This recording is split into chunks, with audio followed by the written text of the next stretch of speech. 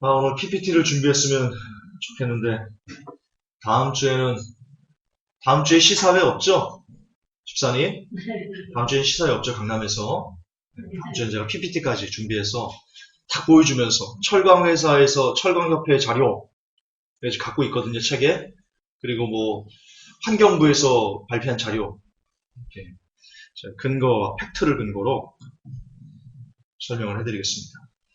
오늘 강의 제목은 폐기물에 쩔은 대한민국이다. 폐기물에 쩔은 대한민국이다. 오늘 다소 충격적인 사건을 여러분들이 아시게 될 겁니다. 먼저 오늘 본 강의의 출처를 말씀드리겠습니다. 2015년 국정감사 자료입니다. 장하나 의원이 발표한 내용들이고요. 한국의 차일드 세이브라는 방사능 반대하는 시민단체가 있습니다. 차일드 세이브.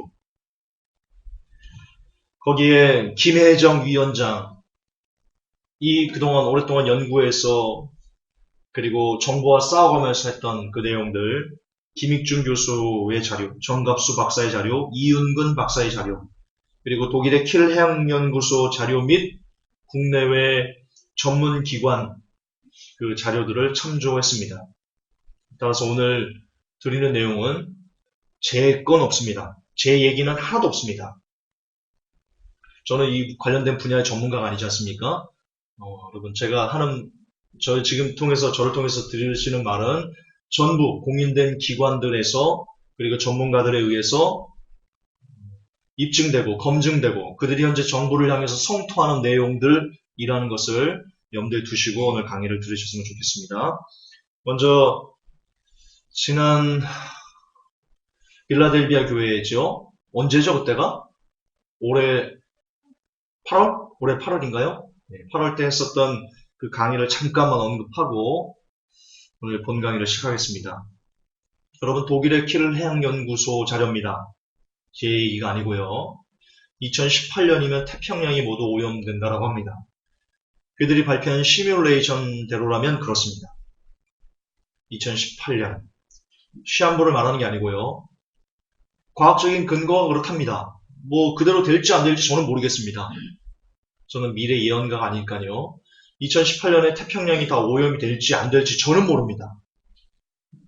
그런데 독일의 킬해양연구소에서는 시뮬레이션 결과 2018년이면 태평양이 모두 오염된다. 그렇게 자료를 발표를 했습니다.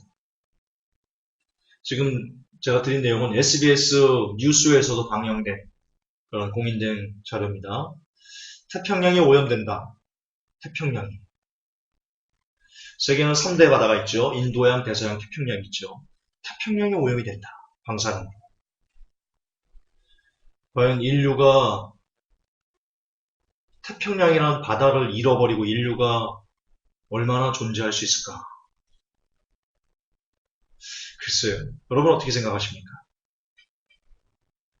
예로부터 바다 그리고 강 이런 것 없이 인류가 존재할 수 없죠. 그래서 2018년에 태평양이 오염된다는 의미는 대단히 심각하게 여러분들이 가슴에 새겨하셔야 될 내용입니다. 일전에도 제가 강조했지만 아무리 열심히 공부해서 좋은 대학을 가고 좋은 대학을 나와서 한국의 최고의 기업이라는 삼성전자를 들어가서 열심히 돈을 벌고 그래서 좋은 남편 혹은 좋은 아내를 만나서 결혼하고 집을 사고 아이를 낳고 그렇게 정상적인 생활을 하고 싶어도 만약 독일의 킬해양연구소의 그 시뮬레이션 결과대로 저도 개인적으로 그렇게 그 결과가 안 됐으면 좋겠어요. 저라고 죽고 싶겠어요? 저라고 자꾸 죽고 싶겠어요? 그러나 어쨌든 결과가 그렇게 나왔고 그리고 그게 너무나 안타깝게도 지금 현재 우리의 삶에 그대로 될 것 같다라는 시나리오가 현실이 돼가고 있는 시점에서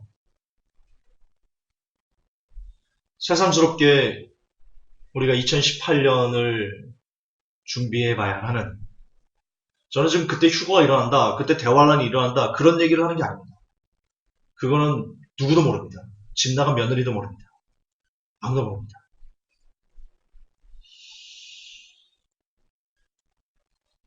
그러나 거듭 반복하지만 어쨌든 그런 데이터가 나왔으면, 그리고 태평양이 오염된다는 것은 적어도 태평양을 끼고 있는 여러분들, 우리들의 삶에는 아주 치명적인 영향력을 미칠 것이다. 물론 방사능에 오염된다고 바로 죽지는 않겠죠.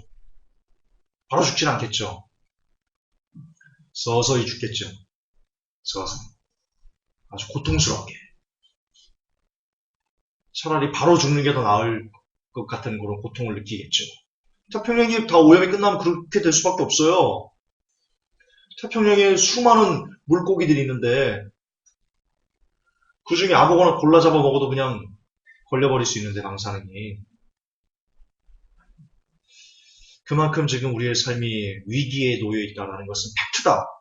제발 좀 저를 시한부라고 하지 마세요. 팩트예요, 팩트. 제 얘기 아니에요. 독일의 킬레한 연구소 자료예요. 따지려면 저한테 김종사 너희 시한부 그러지 말고요. 독일의 킬레한 연구소 앞에서 플랜카드를 만드세요. 이 시한부 해양연구소 거기 가서 항의를 하시라고. 거기 가서. 제발 나한테 그러지 마세요. 나는 죄가 없어요. 나는 읊어드리는 거예요. 그런데 우리가 또 주목해야 될 것이 있습니다. 김익중 교수가 뭐라고 말했냐면 2016년이면 북태평양이 오염될 것이다. 태평양을 반으로 쭉 갈라서 이 캘리포니아 쪽에 이 북태평양이 2016년이면 모두 오염이 끝날 것이다. 그렇게 얘기를 했어요.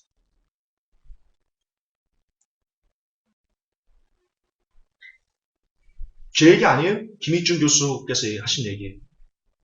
이 시한부 김익중 이렇게 하세요. 저는 회복해 그러지 마시고. 저는 읊어드린 것뿐이에요. 여러분, 심각한 겁니다. 그분의 주장대로. 물론 김익중 교수의 말이 100% 옳을 것이다, 현실이 될 것이다, 저는 몰라요. 그런데 그분은 방사능 관련해서 굉장한 그 전문가십니다. 그것만 연구하신 분이시고. 그런 분께서 2016년이면 북태평양이 방사능으로 다 오염이 끝날 것이다 라고 말했다는 것에 우리는 어느 정도 귀를 기울이셔야 된다. 여러분, 현재 음식물에서 세슘이 검출되고 있거든요. 세슘이 검출된다는 의미가 어떤 뜻인지 아십니까? 방사능은요, 약 300여 가지의 방사능이 있습니다. 예를 들어서 여기서 이 컵이 방사능에 오염됐다라고 봅시다. 근데 여기서 세슘이 검출됐어요. 근데 문제는 이 방사능 안에 약 300여 가지의 방사능 물질이 들어있는 거예요. 그 중에 세슘만 검출된 거예요. 왜냐? 세슘은 서너 시간이면 검출되거든요. 근데 이 중에 플루토늄이나 굉장히 위험한 여러 가지 있잖아요. 그 300여 가지 방사능 물질 중에. 그것들은 어떤 거는 한 달 이상 걸려야 돼요. 방사능을 검출하려면. 그래서 김익중 교수 말입니다. 어떤 물고기나 어떤 물체나 이런 데서 세슘이 검출됐다라는 뜻은 그거와 함께 수백여 가지의 다른 방사능이 그 안에 함께 들어있다라고 보셔야 된다고 말합니다. 아까 말씀드렸듯이 플루토늄도 그 안에 있을 수 있습니다. 뭐가 들어있는지 모릅니다.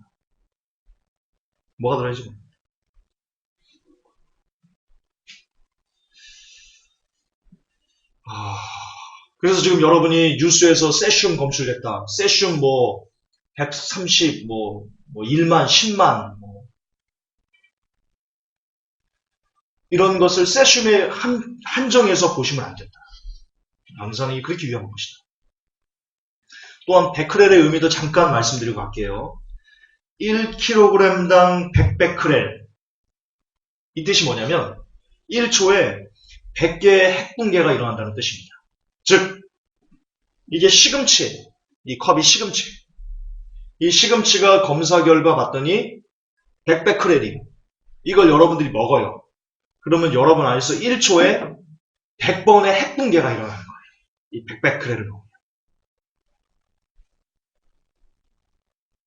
100번의 핵붕괴. 1초에. 그게 베크렐의 의미입니다. 지금 일본인들 기준치가 1kg당 100베크렐 음식이 그렇거든요. 그거 막 먹으면 일본인들 몸 안에서 지금 1초에 100번의 핵붕괴가 지금 일어나고 있는 겁니다. 계속 그걸 먹으면. 그러니까 아이들 막 머리 빠지고 유전자 변형되고 코피 나고 어지럽고 픽픽 쓰러지고 이러는 현상들이 지금 나타납니다. 방사능의 위험성에 대해서는 제가 다음 시간에 할 거고요. 오늘은 이런 기본적인 이 방사능에 대한 그리고 방사능이 언제 어떻게 오염될 것이다라는 큰 그림을 여러분들이 그려드리고 이제 지금 이 시간은 핵폐기물의 위험성에 대해서 이게 일본만의 문제가 아니고요. 이 방사능의 고농도로 오염된 핵폐기물이 한국에 지금 얼마나 많이 들어오고 있고 그것이 어떻게 쓰여지고 있고 실생활에 어떻게 적용되고 있는지를 여러분들에게 말씀드릴 거거든요. 들어보시면 조금 심각하다라고 서로 공감대가 형성될 겁니다.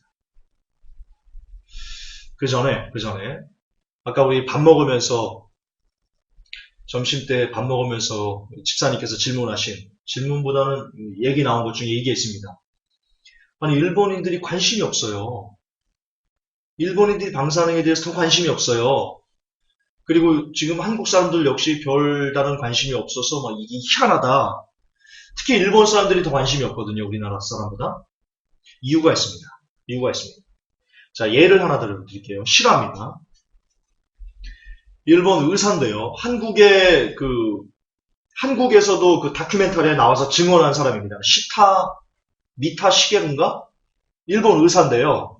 도쿄 쪽에 있는 의사였는데 아이들을 검사를 하는데 아이들의 그 백혈구 수치가 계속 낮아지는 거예요. 그걸 보고 위험을 인지하고는요. 그 후쿠시마로부터 1000km 떨어진 서일본으로 이사간 의사가 있어요. 도망간. 그 사람 이름이 시타미게루인가 뭐 이름 알 거예요. 나왔어요. 그 뉴스큐인가 이런 데 나왔어요. 자, 그 사람이 이 차일드 세이브라는 그 단체가 일본에 갔을 때 인터뷰했던 내용들을 알려줬는데요. 이런 겁니다. 물어봤대요. 이거 증언을 이렇게 물어본 게 아니고 그 의사가 이 한국 사람들한테 그 인터뷰하는 한국 사람한테 물어보더래요. 아니 지금 이 인터뷰하면 이거 방송 나갑니까? 그러더랍니다. 한국 사람이 지금 인터뷰하는 후쿠시마에 대해서 그 일본 그 사람하고 지금 인터뷰하면 방송 나갑니까? 그러더랍니다. 그래서 얘기하지 차일드 세이브에서 얘기하죠. 당연히 나가죠. 그 의사 말이 이렇습니다. 자기가 지금까지 일본 언론과 수없이 많은 인터뷰를 했답니다. 이 방사능 아이들 백혈구 수치가 줄어들어가지고 자기가 도망가고 이 위험에 대해서 수없이 많은 일본 방송과 인터뷰를 했답니다. 단 한 건도 안 나왔답니다. 방송에. 단 한 건도 안 나왔답니다. 그렇게 많은 인터뷰를 합니다. 이게 답입니다. 일본 사람들이 왜 모르냐? 여러분 일본에요. 이 원자력 마피아라고 하는데요. 이 원자력이 일본 언론에 광고비를 대주는 광고 대주주입니다. 일본 언론에 이 원자력에서 광고를 안 밀어주면요. 일본 기업들이 막 경영이 휘청휘청할 정도로 그런 거의 넘버원급 대주주입니다. 광고 대주주. 만약 일본 언론이 이런 원자력, 이 도쿄전력 이런데 지금 이거 같은 나쁜 내용들을 써서 보도하면요. 광고를 끊어버리는 거예요. 그러면 언론사가 휘청휘청거리는 거예요. 안 내보냅니다. 그렇게 서야 있겠죠. 광고 내보내면 이거 이렇게 쓰면 광고 안 줘? 그랬겠죠. 한 번 하면 뻔하죠. 우리 신문사도 나쁜 게요. 예전에 그랬어요. 지금은 많이 사라졌는데 지금 인터넷 언론이 많이 생겨가지고 예전에 어떤 회사에서 광고비를 끌어내고 싶으면요. 주기적으로 그 회사를 까는 기사를 쓰는니다. 우리 선배들 얘기입니다. 제가 그랬다는 건 아니고 주기적으로 그 회사를 깝니다. 그럼 거기서 그 기획부서에서 와가지고요. 광고 얼마짜리 딱 줍니다. 그러면 그 후로 좋은 기사로 싹 바꿔서 줍니다. 언론입니다. 제가 10년째 기자 일을 하고 있지 않습니까? 이렇게 커넥션이 형성되어 있습니다. 그래서 일본인들은요, 일본 방송도, 일본 그 주류 언론도 이 방사능의 위험성에 대해서 거의 보도하지 않습니다. 거의 보도하지 않습니다. 그 결과 일본인들은 방송에서, 뉴스에서 지금 이 후쿠시마 상황이 이 일본 방사능이 얼마나 위험한지를 인지하지를 못하고 있습니다. 현실입니다. 아니, 의사가 그러잖아요. 의사가 묻잖아요. 한국 언론에. 이거 인터뷰하면 지금 나갑니까? 그게 말이 돼요. 인터뷰하면 나가야죠. 그 멀리까지 왔는데, 돈 들어가지고 취재하러 왔는데 그걸 안 내보내면 어떻게 하는 거야. 근데 묻잖아요. 나가냐. 저희가 무수히 많은 언론과 인터뷰를 했다는 거예요. 일본 언론. 하나도 안 나갔다는 거예요. 아시겠죠, 이제? 왜 그 사람들이 심각한 겁니다. 자, 그럼 이제 본격적으로 본론으로 들어가도록 하겠습니다. 폐기물. 먼저 후쿠시마 상황을 잠깐 언급하고 넘어가겠습니다. 여러분, 지금 후쿠시마가 끝났다. 우리 김서영 기자님 계시는데, 이 일본 외신 특파원으로서 일본에 관련된 기사들을 계속해서 번역해서 올려주고 계시는데, 거기 좋은 내용이 엄청 많습니다. 여러분이 듣도 보도 못한 내용들이 많이 있습니다. 한국 주류 언론에서 보도하지 않은 내용이 많이 있는데요. 지금 현재 일본이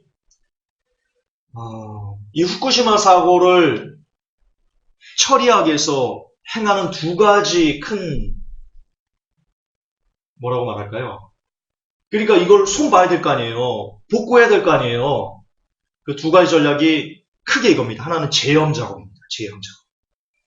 그리고 또 하나는 동토 차수벽입니다. 지금 일본인 정부가 하는 것은 이 두 가지밖에 없습니다. 제염 작업, 동토 차수벽. 여러분, 제염 작업이 뭔지 아십니까? 흙 긁어내는 겁니다. 왜 후쿠시마 사진 보면, 회복계 카페에 올라와 있는 후쿠시마 사진 보면 검은 비닐봉지 막 엄청난 거 쌓인 거 보죠? 그게 제염 작업인 겁니다. 기존에 후쿠시마가 하면서 땅에 어떻게 쌓인 그것을 긁어내가지고요, 그걸 비닐봉지에 담는 겁니다. 그게 제염 작업입니다. 그리고 끝났답니다. 그게 끝이랍니다. 근데 문제는 말입니다. 일본엔 산이 없나요? 산이 당연히 있죠. 후쿠시마 인근에도 산이 엄청 많아요. 큰 산들이. 그 산은 제염 작업 자체가 안 됩니다. 자체가 안 돼요. 나무에, 숲에, 그리고 뭐 오솔길에 거기를 막 들어가면서 이걸 어떻게 제염을 합니까? 산은 제염 작업 자체가 안 됩니다. 그래서 지금 일본이 하는 것은 할 수 있는데, 보이는데, 사람이 걸어다니면서 활동할 수 있는 그런 부분, 도로나 이런 데만 지금 제염 작업을 하고 있는데요. 흙을 걷어내고 있는데요. 문제는 뭐냐? 아까 말씀드렸듯이 산이 제염 작업 자체가 안 되기 때문에 뉴스에 나온 거예요. 우리 김성 기자님이 쓰신 기사에 나온 걸 제가 얘기하는 거예요. 비가 오거나 바람이 불거나 혹은 기타, 비만 봐도 되겠습니다. 비가 많이 오면 이게 쓸리잖아요. 방사능이 같이 쓸려서 또다시 토양을 오염시킨다. 한번 제염 작업을 했어요. 앞에 흙을 긁었어요. 비닐봉지에 담았어요.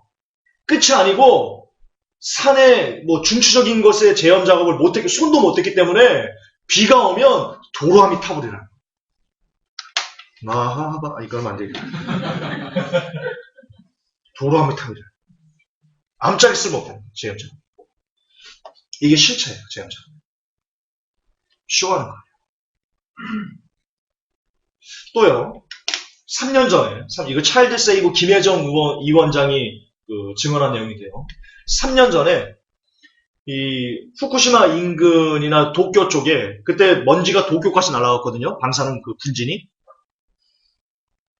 제염을 해가지고, 검은 비닐봉지에 담아가지고 3년 동안 이렇게 놔뒀었대요. 근데 이게 너무 많은 거야, 이게. 흙을 긁어내도 보통 많이 긁어내는 게 아니잖아요. 수백 킬로미터를 긁어내야 되니까. 이게 비닐봉지 하나에만 담아도 막 엄청나잖아요. 그걸 3년 동안 두는데 계속 쌓이니까 무슨 짓을 했냐.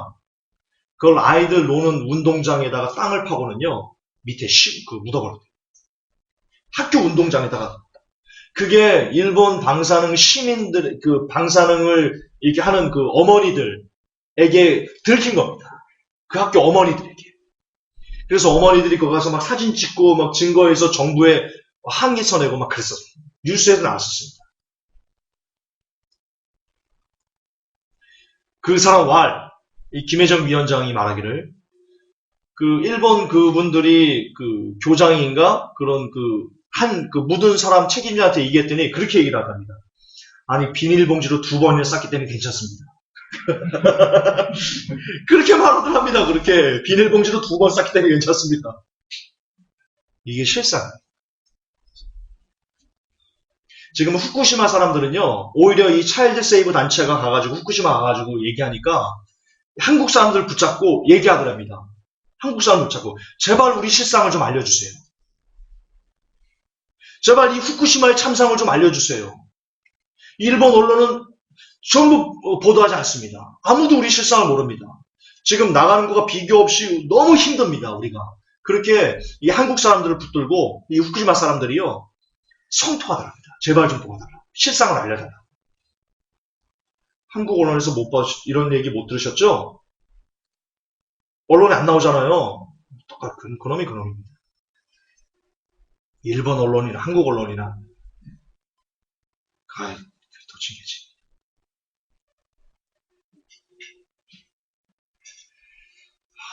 따라서 지금 후쿠시마는 아무런 손을 대지 못하고 있다. 누구도 지금. 제염 작업을 그렇게 많이 하면 뭐합니까? 비 오면 또 방사능이 오염돼 버리는 겁니다. 흙이. 하면 뭐합니까? 비를 못 오게 해야지. 비를 못 오게 해야지. 이런 시점이에요. 또 하나 동토차수벽이 있습니다. 일본 정부가 올해 동토차수벽을 완성했거든요. 뉴스에 나왔죠. 그게 뭘 의미하냐? 올해 완성됐다는 것은 후쿠시마가 2011년도부터 방사능을 오염수를 버리기 시작했거든요. 그러면 지금까지 5년 동안 계속 오염수를 내보냈다라는 것을 증거하는 증명입니다. 올해 동토차수벽이 완성됐다는 것은 동토차수벽 아시죠? 땅을 얼리는 겁니다. 땅을 얼려서 지하수가 방사능 오염수가 그 얼린 땅에 탁 막혀가지고 바다로 가지 못하게 만드는 작업이 동토차수벽입니다. 근데 문제는 동토차수벽 아까도 말씀드렸지 지금 완성됐다는 것은 그 전의 것은 전혀 생각도 못했다라는 것이지만 또 하나 동토차수벽은요 건설하기 이전부터 전문가들이 아무런 효과가 없다라고 얘기를 했습니다. 자 예를 들어 드리겠습니다. 이게 지표입니다. 이게 땅입니다. 땅. 수천 킬로미터가 되지 않습니까? 이 땅을 지하수가 흐릅니다. 동토차수벽은요. 여기까지 얼리는 거예요. 그러면 여기는 지하수가 가다가요. 여기서 막혀요. 그럼 밑으로 가요. 일로 타고 나가는 겁니다. 이게 동토차수벽의 맹점입니다. 전문가들이 이걸 얘기했습니다. 땅을 어떻게 수천 킬로를 얼립니까? 인간의 기술로. 지구 내외까지 다 파고 들어가 다 올려버립니까? 얘네가? 일본이? 그런 기술은 없습니다. 인류사 그런 기술은. 단지 앞에 몇 개만 그냥 얼릴 뿐입니다. 그러나 지하수가 어디로 타고 어디로 흘러가서 바다로 빠질지는 아무도 모릅니다. 아무도 모릅니다. 진짜 며느리도 모릅니다. 전어를 갖다가 줘도 며느리는 모릅니다. 가을인데 우리 회복기에 전어 한번 먹으러 갈까요? 여러분이 헌금 내셔야 돼요. 전어 먹고 싶네. 야, 이게 동토차수벽의 맹점이에요. 암짝성이 없어요. 암짝. 따라서 후쿠시마 2011년 3월 11일 날 났는데요. 제가 그거 일어나고 완전하게 깨어났는데 그거 보고 지금까지 5년이에요. 횟수로 5년. 작업한 거, 수정한 거, 고친 거 아무것도 없다. 아무것도 없다. 일본 방사능은 여전히 현재 진행형이다. 100% 현재 진행형이다. 100%. 체르노빌 때요. 어쨌든 밝혀지고 3일 만에 콘크리트로 덮었어요. 근데 체르노빌 피해가 수백만 명의 아이들이, 제가 나중에 이 후쿠시마 강의를 제가 계속 해드릴 거거든요. 시리즈로. 다음 주에 해드릴 건데, 이 체르노빌 아이들이 고통당하는 그런 영상이 있어요. 유튜브에 있거든요. 그것도 제가 보여드릴게요. 3일 만에 덮었는데도 수백만 명의 아이들이 기형아로 머리가 이만해져가지고 막 기어다니고 그러고 있어요. 3일 만에 덮었어요. 후쿠시마는요, 체르노빌의 몇 배야? 최소, 안 갖고 왔네. 네, 최소 30배. 체르노빌. 그리고 체르노빌은 3일 만에 덮었다고요. 이거는 5년 동안 덮은 게 없어요. 5년 동안. 아무것도 한 게 없어요. 5년 동안. 긁어내면 비 오면 또, 긁어내면 비 오면 또. 이 뭐 하는 거 이게? 이러고 있어요. 그리고는 아베가 뭐라고 얘기해요? 아베가 뭐라고 그래요? 끝났대요. 주민 귀환 정책을 쓰고 있어요. 우리 김 기자님이 쓴 기사에 보면 나와 있어요. 주민 귀환 정책을 쓰고 있어요. 그동안 후쿠시마 주민들에 대해서 피해 보상 차원에서 뭔가를 지원해주고 이런 게 있었어요. 근데 아베가 이제 후쿠시마 사고가 재현 작업도 해가지고 다 끝났으니까 안전해지니까 여러분들 돌아가세요. 이제 지원 안 해줄 겁니다. 끊어버렸어요. 아베는 미친 사람이에요, 여러분. 걔는 정신병자예요. 명예훼손이 아니에요. 걔는 정신병자예요. 자신의 국민을, 자신이 보호해야 될, 총리로서 보호해야 될 국민들을 방사능에 가가지고 오염돼서 죽어버리라고 하는 그런 총리가, 지도자가, 정신이 괜찮은 사람이에요? 아베는 정신병자예요.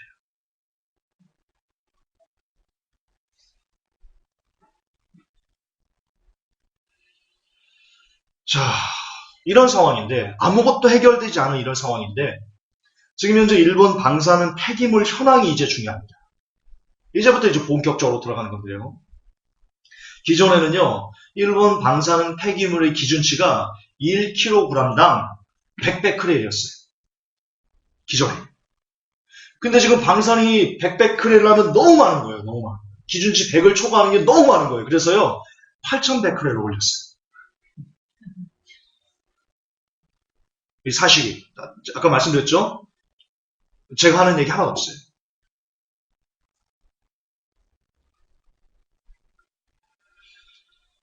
그런데 문제가 또 있어요. 일단 기준치도 8100베크렐을 올렸지만 놀라지 마세요. 일본 정부가 이 후쿠시마를 살리겠다는 두 가지 정책이 있어요. 하나는 먹어서 도와주자. 후쿠시마사인 어떤 식물이나 음식물을 먹어서 도와주자. 또 하나는 태워서 도와주자. 이게 두 가지 투트랙 정책이거든요. 그래서 정말 정신병자인데 10만 베크렐 이하의 폐기물은요 모두 소각하게 돼 있어요. 10만 베크렐 이하의 모든 폐기물은요 전부 소각해버려요. 여러분, 방사능을 태운다고 사라지는 게 아니에요. 자, 이게 10만 베크렐이에요. 10만 베크렐짜리 폐기물이라고요. 이거를 소각장에 넣었어요. 이게 타요. 그러면 10만 베크렐 이상의 방사능이 바람을 타고 허공으로 광범위한 지역을 분진이 돼서 날아가면서 광범위한 지역을 오염시켜요. 근데 지금 일본 정부가 그 짓을 하고 있는 거예요. 여러분, 후쿠시마에만 소각장이 24개가 있어요. 이 10만 베크렐 이하의 방사능을 태우는 그 소각장이 후쿠시마에만 24개가 있다. 24개. 얼마나 많으니까, 얼마나. 너무 많은 거예요, 폐기물이. 보통 후쿠시마에 한두 개면 되잖아요. 24개가 있다는 건 무슨 뜻이에요? 한두 개에서 처리를 못하고 10개에서도 처리를 못하고 20개 이상에서 처리를 해야지만 감당할 수 있을 정도의 폐기물이 계속해서 쏟아져 나오고 있다는 뜻이라고요. 24개까지 있다는 것은.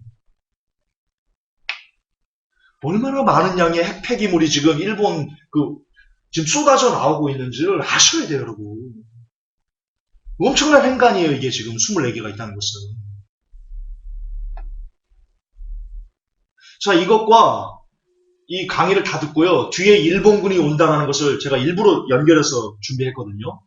같이 들으시면요. 야, 일본이 올 수밖에 없겠구나. 라는 것이 그냥 이렇게 관통돼서 느껴져요. 관통돼서. 더 들어보세요. 자, 근데 문제는 뭐냐? 여기서 끝나는 게 아니에요. 여기서 끝나는 게 아니에요. 일본 정부가 무슨 또라이 같은 짓을 하고 있냐? 여기서 끝나는 게 아니에요. 이 차일드 세이브의 김혜정 위원장이 일본에도 지금 방사능을 반대하는 시민단체들이 있을 거 아닙니까? 그 중에 어떤 단체가 있냐면, 방사능 소각 방지. 그러니까 방사능을 태우지 못하게 소각하는 것을 반대하는 운동 그 대표를 만났어요. 그 대표와 후쿠시마에서만 이것을 소각하는 게 아니라, 이 10만 베크렐 이하 이 핵폐기물을 후쿠시마에서만 소각하는 게 아니고, 지금 일본 정부가 이것을 전국 지자체로 보내고 있다. 10만 베크렐 이하의 이거 태우는 그것을 전국 지자체로 보내고 있답니다. 그래서 전국 지자체의 소각장에서 동시에 이걸 태우고 있답니다. 그분 증언이랍니다. 제 증언이 김혜정 의원이 지금 얘기한 거예요. 왜 그러냐? 이유가 골 때립니다. 후쿠시마에서만 태워서 방사능이 많아지면 후쿠시마에 있는 사람들만 암 발생 비율이 높아지지 않습니까? 그걸 방지하기 위해서 합니다. 전국적으로 암 발생 비율을 맞추기 위해서 그 짓을 하고 있답니다.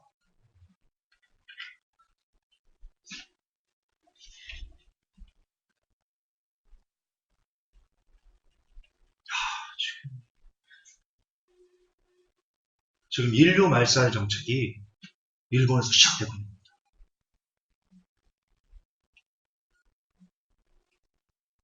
그 많은 거를 지금 후쿠시마에서만 24개의 소각장이 필요한 그 수많은 핵 폐기물을 전국 지자체에서 보내면, 거기서 태워버리면 분진 날아가서 각 지역마다 지금 방사능이 막 오염되는 거예요. 광범위하게. 그게 농작물로 가봐요. 그게 어떤 그 물로 가봐요. 강물, 식수원으로 가봐요. 일본 사람은 아무것도 먹을 수 없어요, 이제.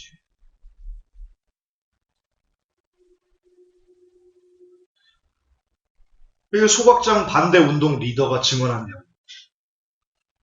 지금 현재 일본에서 벌어지고 있는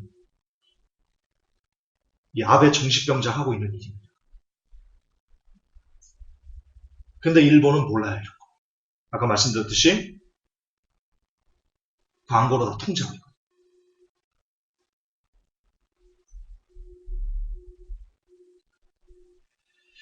자, 본론 두 번째입니다. 한국은 괜찮냐?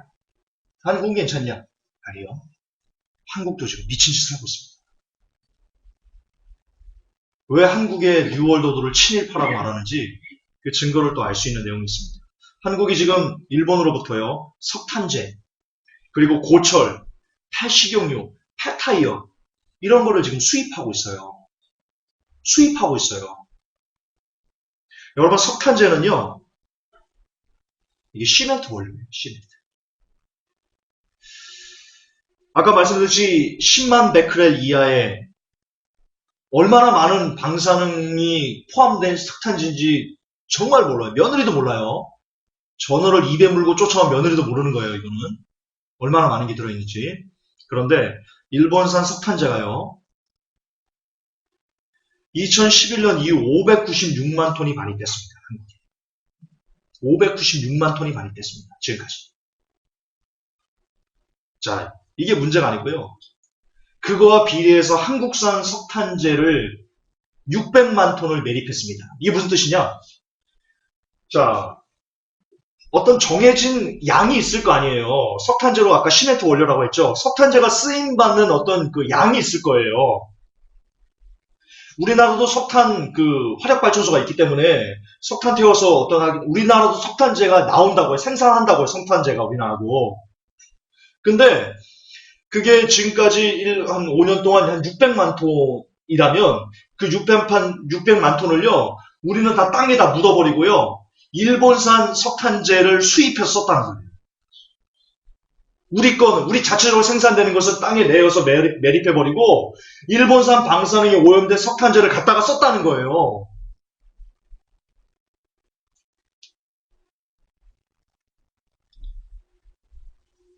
이거 100% 이 국정감사에서 나온 자료예요. 국정감사에서. 김조사 구라치네. 아니에요. 저 김구라 아니에요. 국정감사 자료에서 나온 거예요. 장하나 의원이 발표한 거.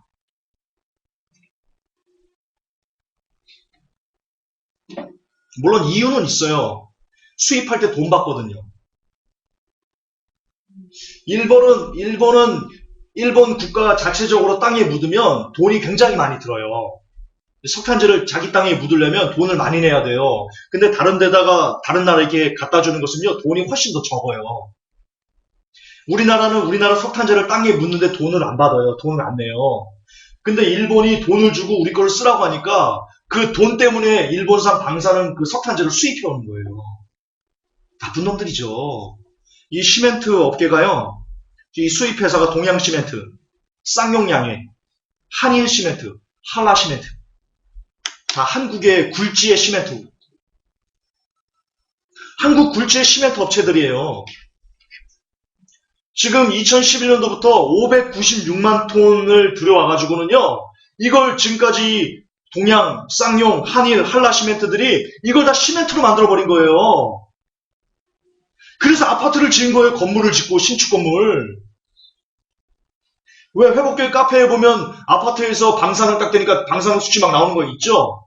이것 때문에 그래요. 일본산 이 고농도 오염된 그 석탄재를 갖고 와서 이걸 시멘트로 섞어가지고 만들어가지고 집을 져가지고요. 신축 아파트에서 지금 방사능이 나오는 거예요.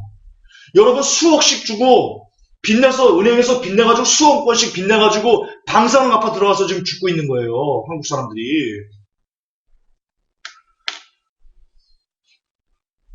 지금 정신없어요. 한국 사람들도 지금. 그래서 이 차일드 세이브에서요. 항의 전화를 했어요. 시멘트 업계에다가. 항의 전화를 했어요. 아니 이렇게 방사능이 오염된 석탄재를 들어와서 시멘트로 만들면 국민들의 건강을 어떻게 하냐. 시멘트 관계자 왈. 김혜정 위원장 말이에요. 시멘트 관계자 왈. 우리도 먹고 살아야죠. 그러더랍니다. 우리도 먹고 살아야죠.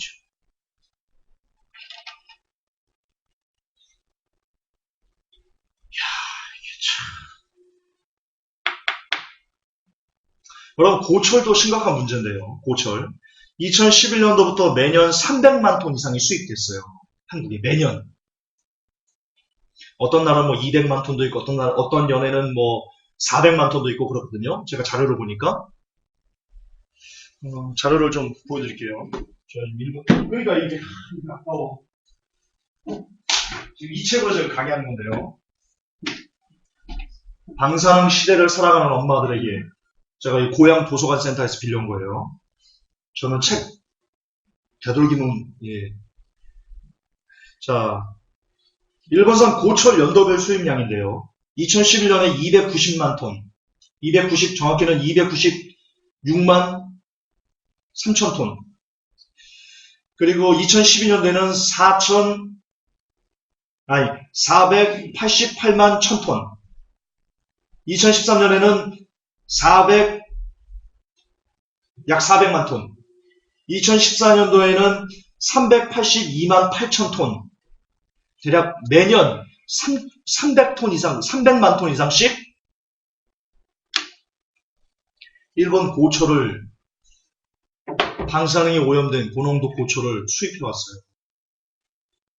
그걸로 우리 뭐 여러 가지 뭐 만들었겠죠. 그런데 문제는 뭐냐? 이게 지금 한국철강협회 자료거든요. 한국철강자료협회. 여러분 반송이 한 건 있었어요. 지금 수백만 톤을 매년 300만 톤 이상씩 수입을 했잖아요. 일본 방사능 일본 고철을. 그 중에 이 방사능 기준치를 초과해서 안 되겠어 라고 반송한 게 2014년 8월 한 건 있어요. 한 건.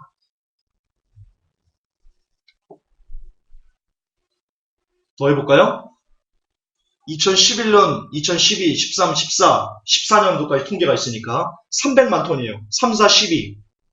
1200만 톤이죠.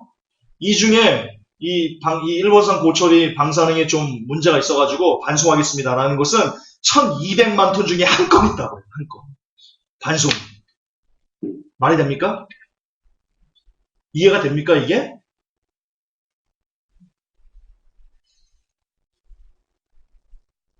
더군다나 2013년도부터 2014년 6월까지요. 들어온 게 114만 톤이거든요. 이거는 어떤 방사능 설치기가 자체가 없어서 이 114만 톤은 검사도 없이 그냥 통과를 했답니다. 검사도 없이. 역시 국정감사 때 장하나 의원이 발표한 겁니다.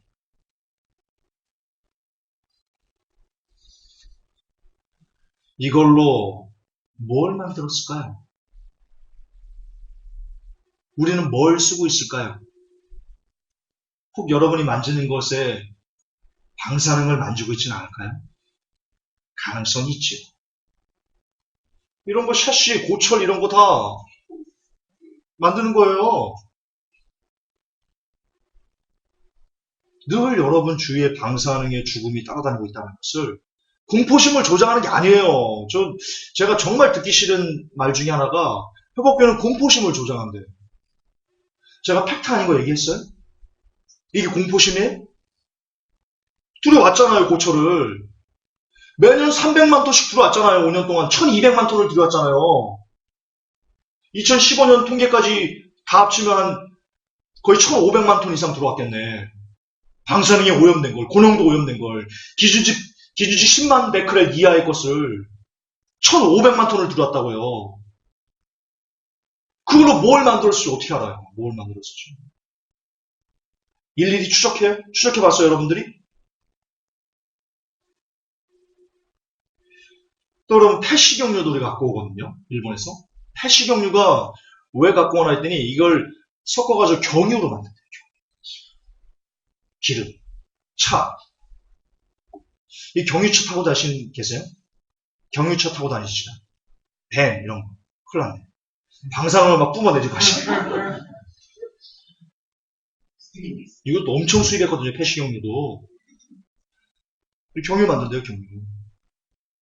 그러니까 달리면서, 만약에 우리 집사님께서 전국을 돌아다니신다, 전국을 방사능 오염시킵니다. 전국을. 되도록이면 일부 지역만 계세요. 네. 우리 집사님 차 타지 마시고. 그러고 있어요. 현실이.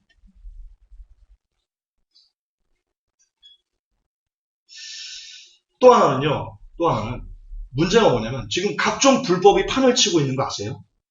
자, 이런 방사능 원료들, 석탄채나 고철이나 폐식용유나 폐타이어 얘기도 합시다. 이건 뉴스에서 제가 발췌해가지고 써놓은 기사인데, 기사를 제가 썼던가 아마 회복 뉴스로 아마 제가 알려드린 바가 있는 것 같은데, 폐타이어로 뭘 양식하냐? 굴을 양식해요, 굴. 일본산 폐타이어로 굴을 양식한다고요, 굴을. 굴을 어떻게 하냐면, 이게 그냥 두면 떨어진대요. 그래서 타이어에 뭔가를 고정해가지고 굴이 안 떨어지게 그렇게 만드는 거고. 폐타이어로 그걸 하는데 일본산이라고 할 거예요. 굴은 여러분 되도록이면 드지 마세요. 제가 마지막 아침에도 써놨잖아요. 방사능 굴. 책에 기록해놨어요. 굴은 되도록이면 드지 마세요. 자, 이런 여러 가지 안 좋은, 나쁜 방사능 폐기물을 갖고 오는데, 이게 무방사능 확인서를 제출을 해야 되거든요. 수입하려면. 한국에 들어오려면. 근데 이 무방사능 확인서가요, 심각한 조작, 위변조가 끊이지 않고 있답니다. 가령 사진을, 오늘 이 업체가 쓴 사진을 저 업체가 똑같이 쓰고, 실제 그렇대요. 숫자를 임의로 공을 빼가지고 막 갖고 오고, 이런 게 역시 국정감사 때 드러났어요. 국정감사 때. 그래서 지금 도대체 어떤 폐기물이 방사능이 오염됐는지 안 됐는지를 몰라요. 지금. 위변조가 너무 많았어요.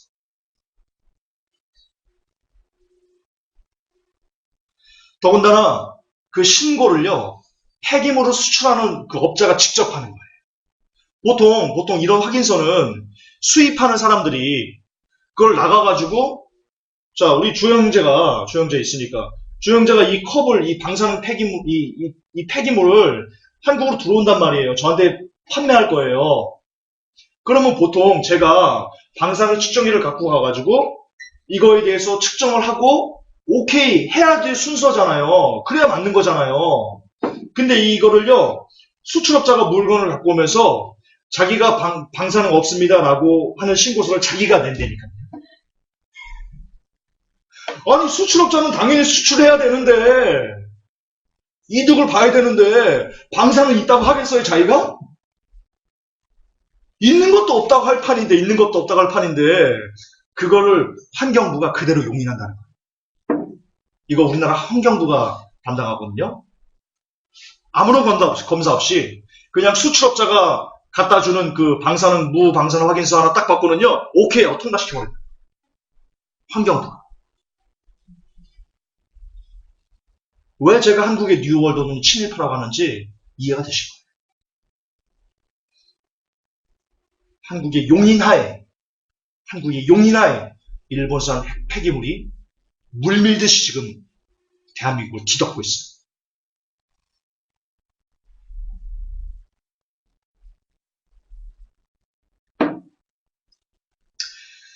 자, 이런 내용을 이 차일드 세이브 시민단체에서 발표를 했어요. 이런 내용을. 그랬더니 이 시멘트 업계가 아까 말했던 한라 시멘트, 쌍용양의 한일 시멘트 이런 데서 이 시멘트 업계에서 반론을 제기했어요.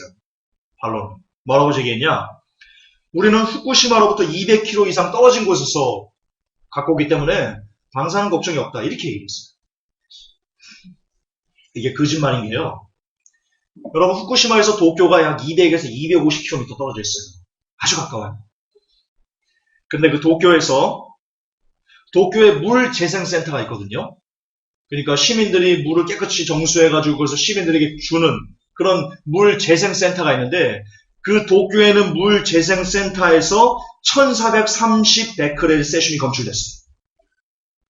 또한 그 외 다른 곳도 거의 70에서 수백 베크렐이 발견됐어요. 세슘. 아까 제가 세슘이 발견되면 뭐가 함께 있다고 그랬죠? 다른 300여 가지의 방사능이 함께 있다고 말씀드렸죠? 예, 그렇게 돼 있어요. 그런데 지금, 그리고 또 도쿄에 있는 그 청소기 분진에서 세슘이 검출되고 있고요. 실제로 후쿠시마 사고가 났을 때 그 낫진이 도쿄까지 날아갔었습니다. 따라서 이 시멘트 업계가 우리는 200km 떨어진 데서 갖고 오기 때문에 폐기물을 방사능하고 아무런 영향이 없다. 새빨간 거짓말이에요. 방사능으로 한국이 쩔어가고 있어요. 술에 쩔은 것처럼. 마약이 쩔어가는 것처럼. 한국이 망해가고 있어요. 많이 가고 있어요. 후쿠시마를 기점으로 국토의 20%가 고농도 방사능 지역이다. 라고 유명한 외국계 잡지, 권위적인 외국계 3대 잡지가 있거든요. 뭐 네이처, 잘 모르겠어요. 기억이 안 나요. 회복교회 마지막에 신부분이 있어요. 거기서 보도를 했어요. 20%가 고농도 방사능을 본 지역이다. 그 20%에 도쿄가 포함됩니다. 그게 남한 면적입니다. 후쿠시마 20%가 고농도 방사능이다. 그게 남한 면적입니다. 그리고 일본 고농도 오염을 넘어서 일본 영토의 70% 이상이 오염되어 있다. 누구 말이에요? 김관훈이 말이에요? 아니에요. 김익준 교수의 발표예요. 가서 따지세요. 김익준 교수한테 가서 따지세요. 우리 회복교 앞에 가지고 막 플래카드 들고 김관훈이 나가라! 이 시험부 나가라! 이러면 안 돼요. 김익준 교수가 한 말이에요.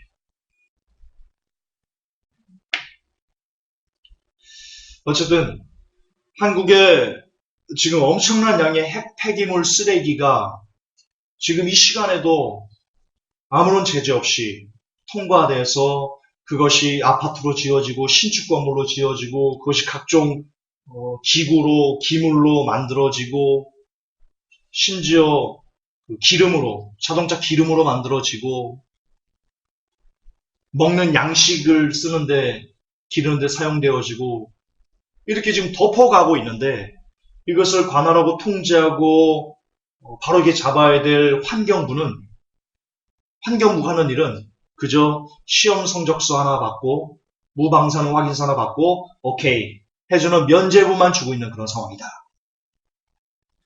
라는 통탄할 노릇을 여러분들이 고발하는 바입니다. 여러분 이제 결론을 내려야 되겠는데요. 후쿠시마의 공포가 언제부터 본격적으로 시작할까요? 저는 예상할 수 없습니다. 저는 뭐 과학자도 아니고. 그러나 과거를 알면 과거의 똑같은 현상이 어떤 것을 추적해보면 미루어 짐작할 수 있지 않겠습니까? 체르노빌 때 본격적으로 사람들이 방사능의 영향을 받으면서 기형아가 태어나고 암이 발생하고 죽어가고 이런 현상들이 언제부터 생겼냐? 체르노빌 사고 이후 5년에서 6년 접어들었을 때 그 일이 시작됐습니다. 후쿠시마 이 사고가 2011년 3월 11일 날 터졌습니다. 지금 횟수로 5년입니다. 회복교회가 2011년 7월에 회복교회가 온라인 회복교회가 만들어졌거든요. 2011년 7월에 처음 만들어졌을 거예요. 저희도 횟수로 5년을 지금 이어가고 있는데 따라서 어쩌면 내년부터라도 아마 본격적으로 일본 정부가 더 이상 통제할 수 없는 그런 기현상들이 나타날 가능성이 있다. 가능성입니다. 확실히 2010년에 안 나타났다고 야 김종사 이거 거짓말했네 그러시면 안 됩니다. 가능성입니다. 어쨌든 과거에는 그랬다. 과거에는 체르노빌 사태 때는 그랬다. 지금 이 체르노빌과 어떤 환경적인 시스템적인 기타 여러 가지 것들이 조건이 다를 수 있어요. 후쿠시마랑. 그러나 기본적으로는 과거의 사례를 보면 올해 말이나 내년부터 본격적으로 후쿠시마의 증상들이 나타날 가능성이 높다. 따라서 그와 더불어 일본의 군사 침략에 대한 그 야욕이 더욱더 가시화될 것이다. 군사 침략의 야욕이 더욱더 가시화될 것이다. 아까 말씀드렸듯이 아베는 그냥 앉아 죽을래가 아닙니다. 걔는 남을 밟고서라도 남을 죽여서라도 국민들의 씨를 말려서라도 자기만은 살겠다라고 하는 애라는 것을 지금 후쿠시마 사고를 통해서 알 수 있습니다. 보여주고 있습니다. 지금 나는 내 국민들을 죽이고 내가 살 거야. 보여주고 있지 않습니까? 후쿠시마 귀환 정책이 이거지 않습니까? 따라서 아베는 일본의 군국주의의 망령은 절대로 그냥 죽지 않는다. 가지고 있는 바 군사력을 한 번이라도 휘둘러보고 죽을 것이다. 이걸 위기로 여러분들 받으셔야 됩니다. 이거는 여러분들에게 제가 정말 깨어서 준비하라고 이제 여러분들이 살 수 있는 살아갈 삶에서 여러분의 삶을 송두리째 바꿀 수 있는 위기로 여러분들이 느끼셔야 된다. 라고 강조하고 싶습니다. 그래서 정말 지금 내가 살아가는 이 삶이 예전처럼 열심히 공부해서 대학 가고 좋은 직장 얻고 결혼해가지고 행복하고 아들 딸 알고 그래가지고 나이 들어가지고 노년에 뭘 준비해가지고 어디 해외여행을 다니고 뭘 낚시나러 다니고 이런 지금까지 살았던 일반적인 평범한 그런 삶을 꿈꿔서는 안 된다. 이미 그 지경까지 왔다. 이미 그 지경까지. 이제는 여러분들이 좀 더 삶의 패러다임, 기준을 바꾸셔야 된다. 바꾸셔야 된다. 어떻게 하면 내가 하나님의 마음이 아플까? 왜냐하면 여러분 이런 엄청난 시대에 방사능에 쩔어버리고 일본이 쳐들어올 것 같고, 그리고 한국 경제가 붕괴할 것 같고, 베리칩이 올 것 같고, 이런 긴박한 시기에서 여러분, 누구 도움을 얻을 사람 있어요? 우리 박 대통령 친인척 있어요? 김무성 씨 친인척 있어요? 나가주세요, 친일파니까. 없잖아요. 지금 실세들, 정권 실세, 오바마의 비호를 얻을 수 있는 사람 있어요? 우리 중에, 행복교회 중에? 이 설교 들은 사람 중에 있어요? 조지 소로스나 뉴월드도 걔네들의 비호를 받아서 살아갈 수 있는 사람 있어요? 네타냐후 친구 있어요? 네타냐후 친구? 아무도 없잖아요. 우리는 힘이 없어요. 우리 서민들은. 그래서 여러분들을 정말 살기 위해서라도요. 진짜 예수님을 붙잡아야 돼요. 살기 위해서. 왜냐? 우리 같은 서민들은 그분이 아니면 구해줄 수 있는 능력자가 없어요. 주님을 붙잡아야 된다. 답은 거기밖에 없다. 살려면 그래야 된다. 그래서 이제는 패러다임을 정말 바꿔서 주님으로부터 뭘 뜯어내가지고 내가 뭐 잘 먹고 잘 살자 이런 패러다임을 바꿔서 이제 어떻게 하면 주님께 내가 뭔가를 드리고 헌금 갖다 바치라는 얘기하는 거 아니에요. 그런 얘기 아니에요. 여러분의 마음과 중심과 생활과 모든 것을 다 주님께 드려서 그분 마음에 합해서 정말 이 극심한 환난과 혼란이 임할 때 그분의 부름을 받을 수 있는, 그분의 보호를 받을 수 있는 그런 하나님의 사람이 되자는 거예요. 그것만이, 그 길만이 저와 여러분이 마지막에 살 수 있는 유일한 길이에요. 그래서 집사님 제가 기도 말씀하는 거예요. 왜냐? 기도 말씀이 아니고서는 주님을 만날 수가 없어요. 주님을 만날 수가 없어요. 성경은 뚜렷이 얘기합니다. 말씀이 나다. 우리가 말씀을 읽을 때 예수님을 만나는 거예요. 많이 보면 많이 볼수록, 많이 묵상하면 많이 묵상할수록 예수님을 많이 만나고 예수님의 손을 많이 붙잡고 예수님을 많이 느끼고 예수님과 많이 함께하는 거예요. 그래서 기도 말씀하라는 거예요. 그래서 여러분 사시라. 괜히 고통스럽게 하려고 기도 말씀하는 거 아니에요. 그래서 우리 남은 시간 정말 기도 말씀에 미친 사람이 됐어요. 무조건 어쨌든 하루 한 시간 기도 해내시고 안 되면 자르세요. 시간을. 자르세요. 우리 회복교 5대 실천사항 있잖아요. 이걸 20분씩 반복해서 기도하세요. 근데 이런 사람 되게 해달라고.